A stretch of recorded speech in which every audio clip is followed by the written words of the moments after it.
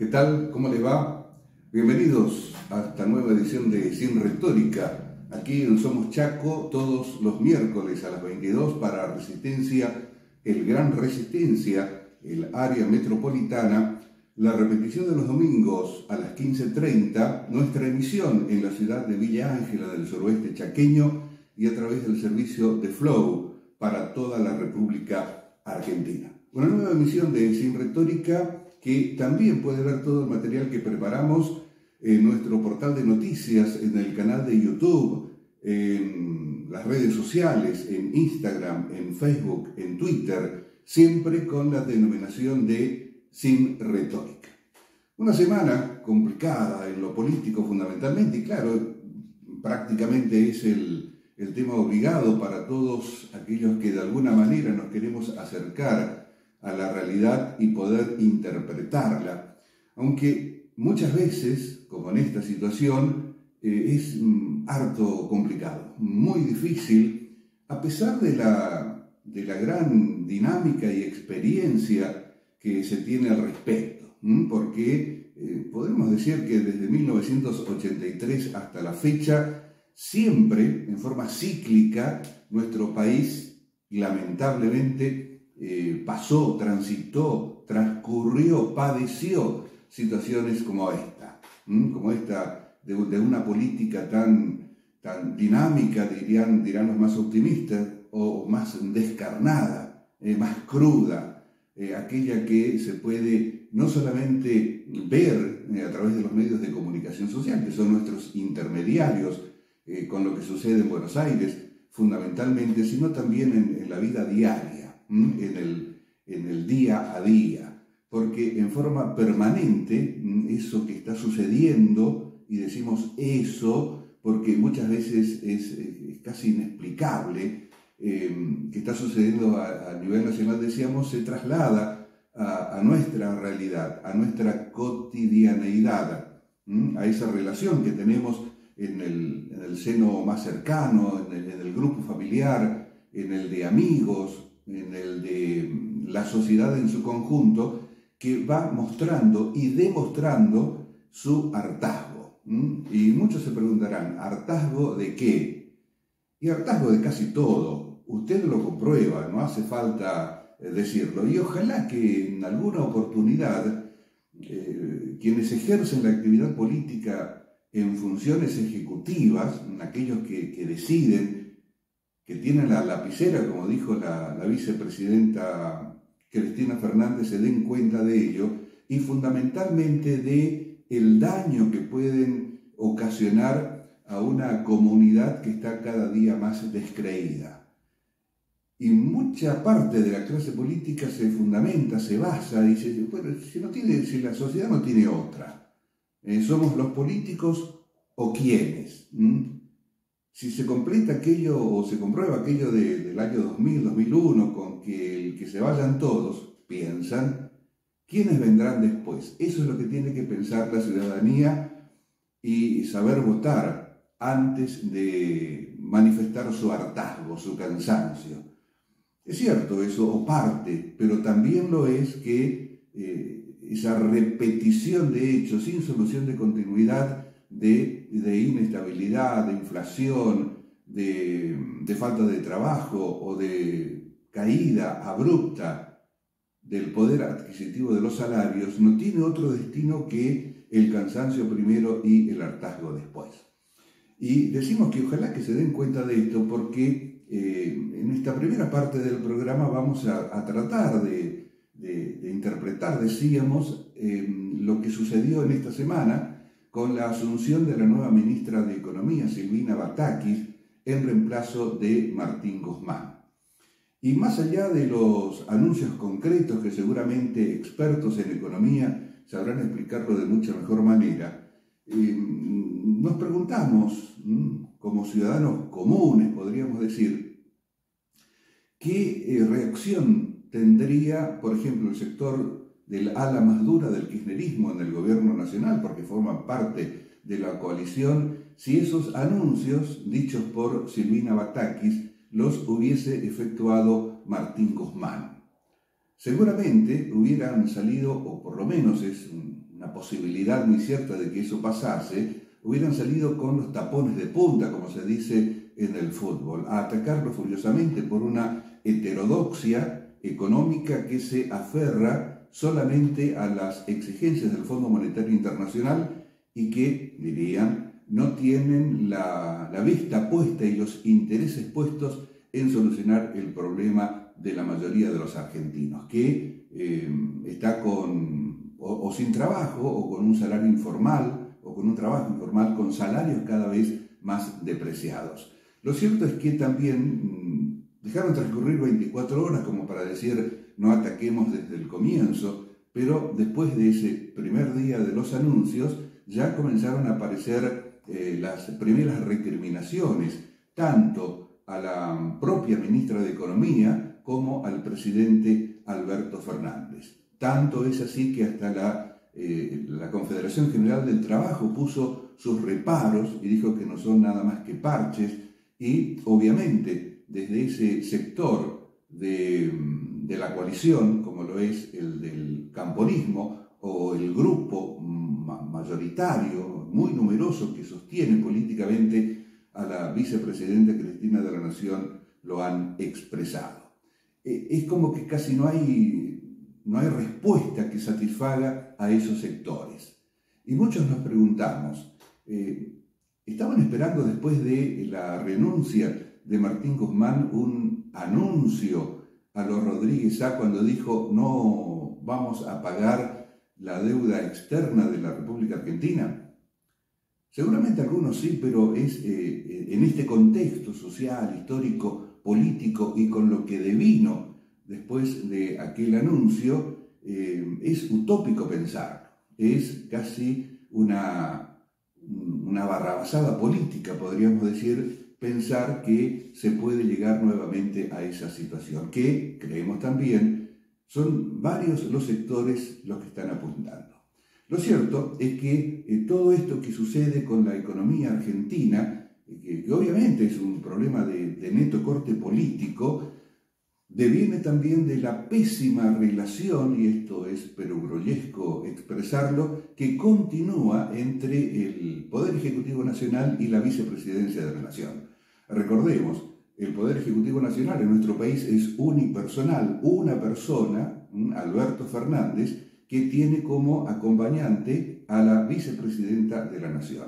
O para sacar los nombres, el presidente, la presidenta y quien lo acompañó en la fórmula para acceder a esa alta función en el gobierno nacional. Es político y mientras no se solucione ese aspecto seguramente continuarán los roces, continuarán las peleas, continuará la guerra, por utilizar términos de batalla, porque no fue otra cosa lo que sucedió desde hace ya, o lo que sucede desde hace bastante tiempo, cuando desde ese sector de la coalición se atacó duramente, en forma impiedosa, podríamos decir, el gobierno, al presidente de la Nación, discutiendo prácticamente todo lo que éste decidía poner en marcha. Y esto fue producto de la derrota en las elecciones de medio término en nuestro país. Desde entonces, desde el ala más dura y a través de voceros primero,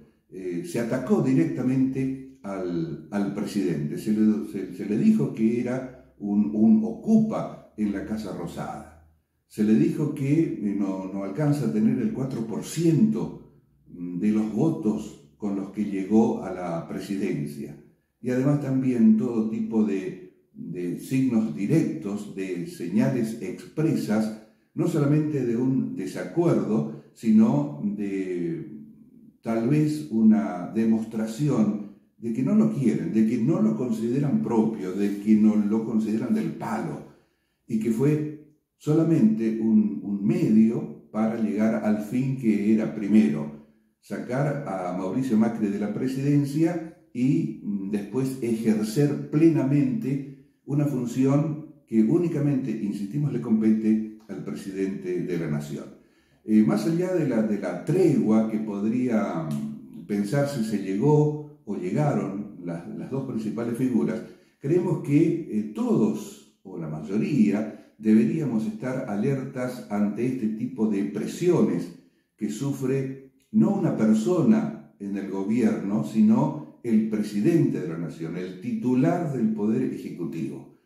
Recordemos que en su momento, y salvando las distancias, esas presiones se manifestaron a través de azonadas militares, o de golpes de mercado, o de corridas cambiarias, y afectó desde Frondizi en adelante. Le pusieron el mote de Tortuga al presidente Arturo Illia. Bueno, la presidenta Isabel Perón hizo todo lo necesario como para entrar en el descrédito nacional e internacional, pero acordémonos también las presiones internas y externas que sufrió el doctor Alfonsín a partir de 1983, con los 14 paros de la CGT de aquel momento y el apremio económico que ese sector justamente le hizo a todas aquellas medidas que tomó inmediatamente después de la dictadura militar en nuestro país. Es decir, que hay que estar muy atentos porque no se ataca a una persona, se ataca a la principal figura política de la Argentina, que no tiene a nadie por encima de su poder político, como lo es quien ejerce la titularidad del Poder Ejecutivo. A lo sumo está a la par de los otros poderes del Estado. Y habrá que pensar alguna vez si las coaliciones que se forman, las coaliciones políticas, como para que se llegue al poder, son solamente eso, una cáscara, una cáscara que promete defraudaciones en cuanto a las expectativas, que promete decepciones. Y acordémonos aquello, cuanto más grandes las expectativas, más grandes las frustraciones. Ojalá que pueda de alguna manera encontrarse una solución para ese tema, el de las coaliciones políticas, y que lleguen con un programa armado, consolidado, con objetivos y fines comunes a realizar si es que llegan y acceden a la presidencia de la nación. Otro de los frentes que también, además de esto, y por si no fueran pocos, tiene que llevar adelante el gobierno nacional, lo es el de la continua y permanente demostración de disconformidad que la oposición oficial, podríamos decir, la que no tiene en forma interna, realiza y manifiesta en distintas partes del país y en diferentes fechas y con cualquier tipo de argumento y o de excusa. Y una de ellas fue en esta jornada del 9 de julio, cuando, como vemos en estas imágenes, se realizaron marchas en contra del gobierno nacional en muchas ciudades del país. Estas imágenes que estamos viendo son las que corresponden a la capital federal, a la ciudad autónoma de Buenos Aires, un distrito que, como sabemos, no le es afín, no le es cercano a cualquier propuesta que no sean las específicas que sostiene la mayoría de su población. No se llegó al cacerolazo, pero es cierto que en algunos casos pudieron juntar, no digamos gran cantidad de personas, pero sí por lo menos un número considerable como para sumar más adeptos. Esto, como dijimos, en cuanto a la oposición oficial, formal, la que está fuera del gobierno, que se suma a la otra, a la interna, al denominado fuego amigo, que muchas veces es más impiadoso que el de la oposición. Pero, lógicamente, también hay sectores que apoyan al gobierno nacional. Y aquí ponemos un paréntesis cuando decimos apoyo al gobierno nacional, porque así como está la situación de una franja sí, una franja no, de los casi, de los no, del albertismo, en fin, cualquier manifestación de apoyo tiene que ser leída muy finamente, muy detalladamente, para saber si es que apoya al gobierno nacional o a la disidencia interna. En este caso que estamos comentando, se hizo una reunión en el patio del Cabildo de la Ciudad de Buenos Aires de referentes de la cultura, quienes expresaron el apoyo, en este caso, al gobierno nacional. Y una de las personas que se manifestó en esa ocasión fue la asesora presidencial Dora Barrancos. Somos parte de un enorme conjunto polimórfico, de mucha poliglosia. Con esto quiero decir que somos todas personas, gente que estamos de un modo u otro vinculados a la cultura, al mundo del arte, a la ciencia, a la academia y a la vida común.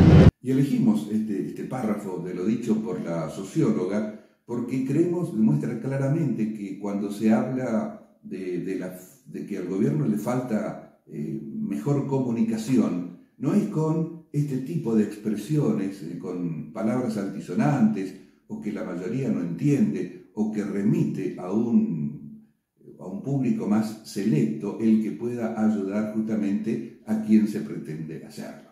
La comunicación, sobre todo la política, es, o debería ser, ¿no? Mucho más sencilla, mucho más fácil, sin bajar el nivel, pero encontrar los mecanismos y las herramientas necesarias que existen como para que la comunicación no solamente sea entendible, sino por sobre todas las cosas sea creíble. Y obviamente que en el variado y multifacético mosaico que debe enfrentar el gobierno nacional, Alberto Fernández, en la problemática existente, está el de los movimientos sociales, que hace poco tiempo la vicepresidenta en una de sus alocuciones expresó que debe terminarse con la tercerización de la ayuda social, de los ingentes mecanismos de financiamiento que el gobierno nacional le otorga a los movimientos sociales, que no son uniformes, ¿no? Porque hay quienes están con el gobierno nacional y hay quienes directamente lo defenestran. Ese mapa queda reflejado en este informe.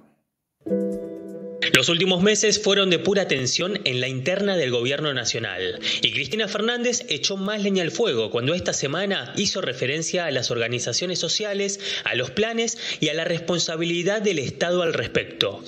Debe recuperar el control, la auditoría y la aplicación de las políticas sociales que no pueden seguir tercerizadas. La clara referencia a esa tercerización mencionada por Cristina involucra a las organizaciones sociales.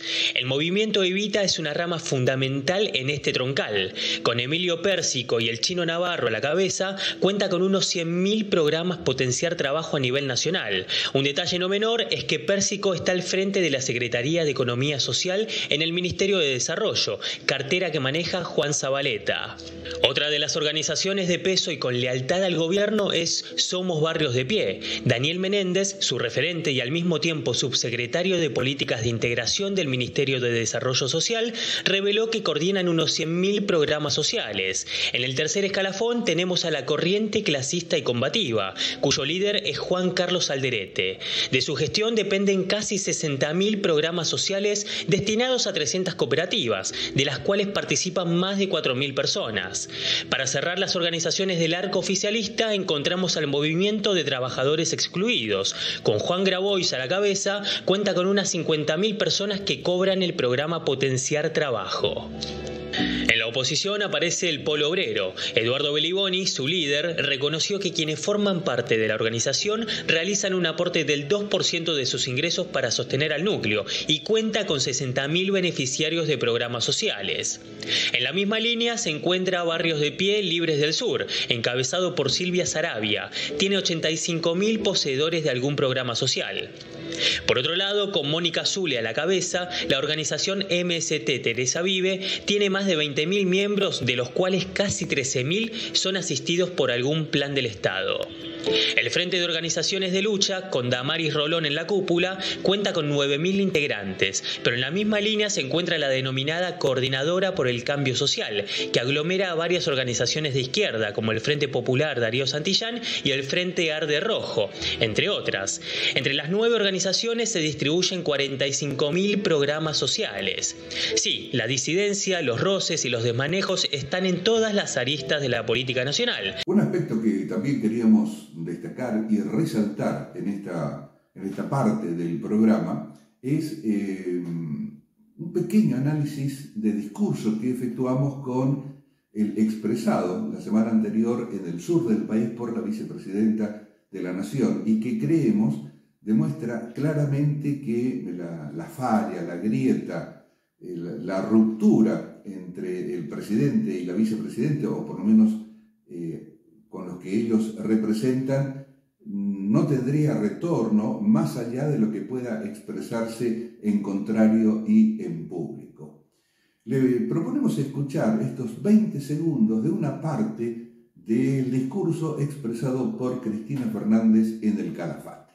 Lo que sí creo que el gobierno debería hacer es que cuando se establezca el nuevo previaje, convoque a la Cámara Hotelera y a la Cámara Gastronómica para acordar políticas de precios. Créanme, yo quiero ayudar, pero ayudar no es callarse la boca y esconder la mugre abajo de la alfombra. No, no, no, así no se ayuda. Se ayuda diciendo la verdad. Y si estamos equivocados, y si estoy equivocada, que me convenzan. Pero no a fuerza de, no hay que decir eso porque... No.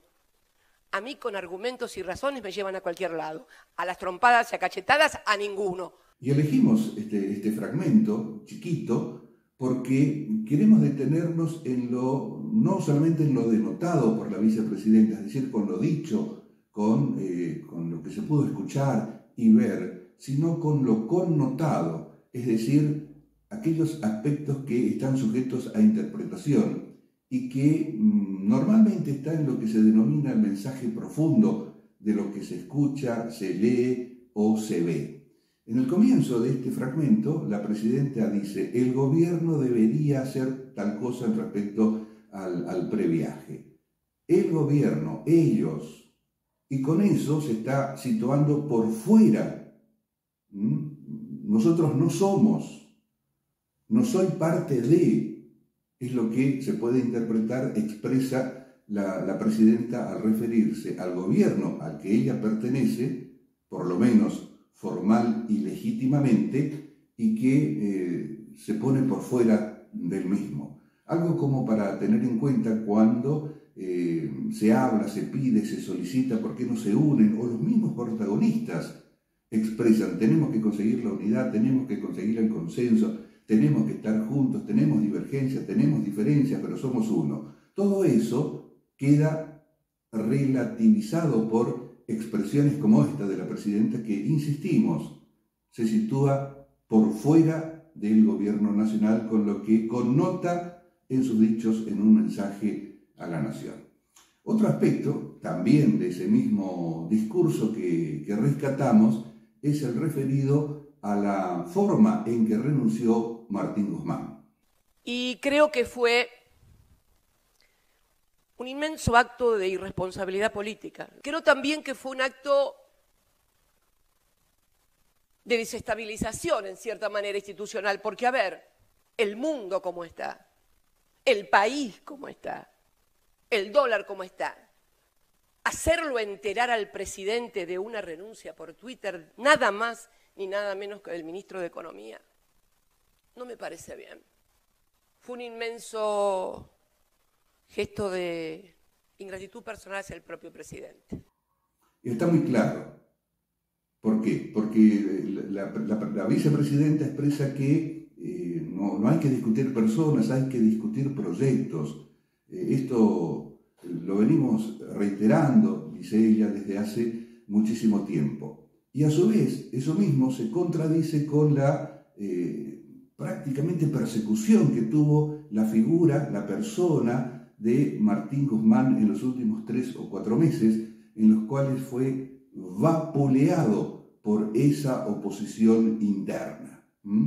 Y al decir que lo hecho por Guzmán es un suceso de desestabilización, queda claro también, o por lo menos eso es lo que nosotros vemos, interpretamos, es que no solamente se quería la renuncia de Martín Guzmán, se quería que renuncie de una manera determinada.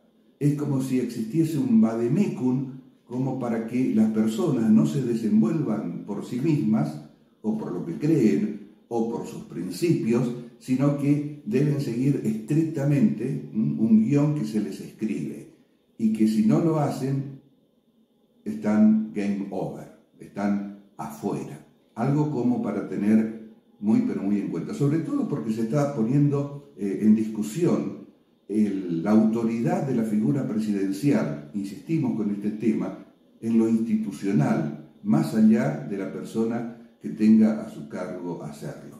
Y creemos que eso se pone en discusión cuando, por ejemplo, la vicepresidenta dice lo siguiente. Pues ustedes saben que esta señora, antes de ser gobernadora de la provincia de Santa Cruz, fue ministra de Desarrollo Social.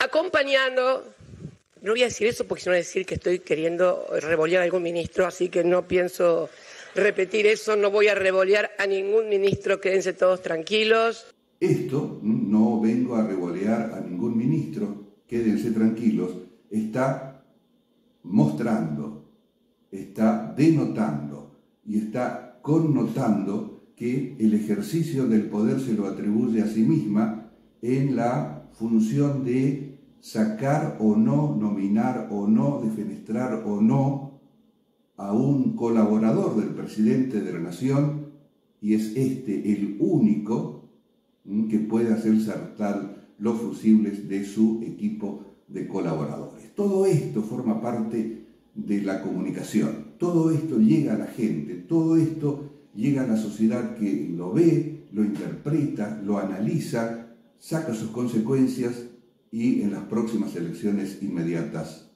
vota.